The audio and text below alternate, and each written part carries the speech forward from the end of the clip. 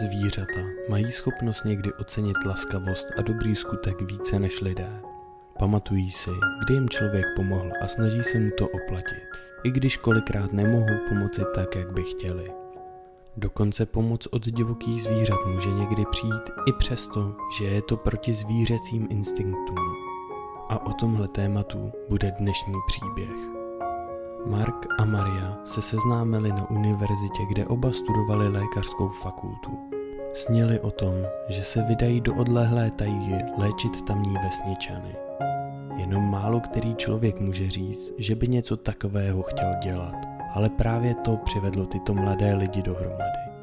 Po dokončení studia měli Mark a Maria svatbu a ihned po svatbě odjeli do vesnice na okraji tajgy, kde bylo zapotřebí posílení vzdělaných zdravotnických pracovníků.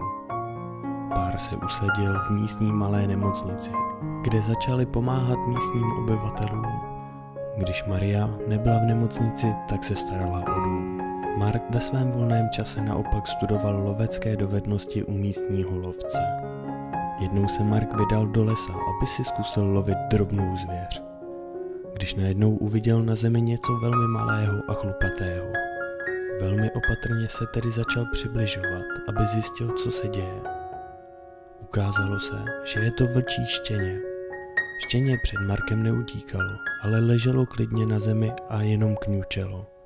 Mark si ihned všiml červených skvrn, které byly na zemi, a bylo mu jasné, že je štěně poraněné. Mark vzal štěně jemně do náruče a odnesl si ho domů, aby zvíře ošetřil a poskytl mu první pomoc. Doma Mark a jeho žena pečlivě prohlédli zraněné vlčí mládě a konstatovali, že s největší pravděpodobností ho napadlo divoké prase. Vlk měl na břiše tržnou ránu a také měl utržené ucho. Po zašití všech ran položila Maria štěně na deku k ohni a pak celou noc u malého štěněte byla, aby ho mohla utěšovat, kdykoliv pesan zakňučel. Jak čas plynul, zranění vlčího mláděte se hojilo a dokonce jen s jedním ouškem vypadalo štěně roztomilé. Už jen kvůli svému vzhledu si štěně vysloužilo jméno Ouško. Mark postavil Ouškovi ohrádku na zahradě, ve které mohl běhat, aniž by byl připoutaný k řetězu. Ale toto omezení svobody mělo na divoké zvíře velmi špatný vliv. Přestože vlk měl plno lásky a všeho, co potřeboval, tak stále častěji v noci vyl a toužebně se díval směrem k lesu. Jakmile měl vlk zahojené všechny rány, tak se dohodli Mark se svou manželkou, že Ouško pustí zpět do přírody. Ouško se radostně vydal směrem do lesa. Před lesem se ohlédl zpět a vypadalo to, že je to Ouškův nejšťastnější okamžik v životě. Uplynulo několik let a Mark s Miriam dokonce začali na Ouška zapomínat. Během jedné zimy se Mark vydal opět na lov a strávil v lese celý den. Konečně se mu podařilo ulovit jelena. Mark se vydal pro svou kořist, ale najednou uslyšel ostré cvaknutí a ihned se bolestí Mark skácel k zemi. Mark spadl do lovecké pasti, kterou zde nastražili pytláci. Mark se z pasti dokázal dostat, ale na nohu se nemohl postavit, protože ji měl zjevně zlomenou. Jelikož byl velký hluboký sníh, tak si Mark uvědomil, že cesta domů bude velmi náročná. Chůze po jedné noze byla prakticky nemožná, jelikož se ve sněhu Mark neustále propadal a způsobovalo mu to neskutečné bolesti. Markovi nezbylo nic jiného, než se plazit. Šlo to pomalu, ale Mark věděl, že se dříve nebo později dostane domů. Hlavní bylo nepřestat se hýbat, aby Mark nezmrzl.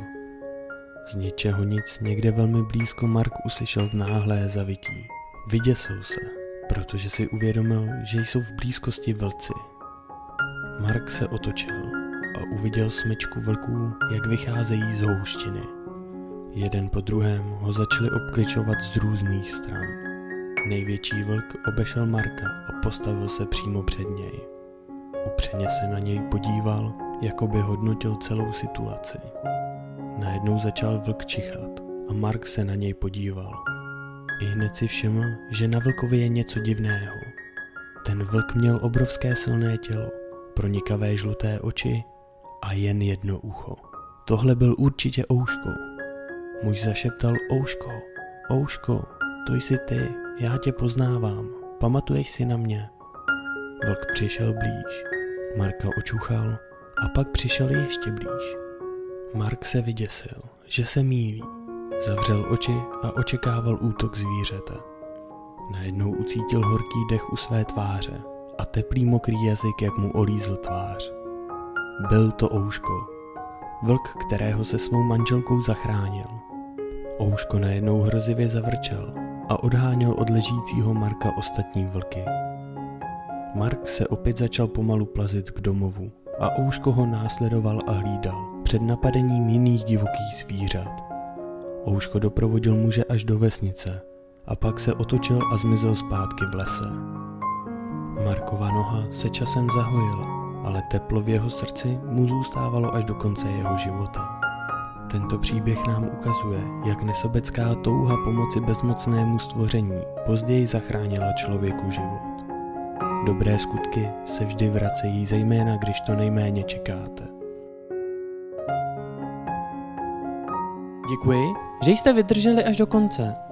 Pokud se vám toto video líbilo, dejte prosím like nebo odběr, aby vám neunikla žádná novinka.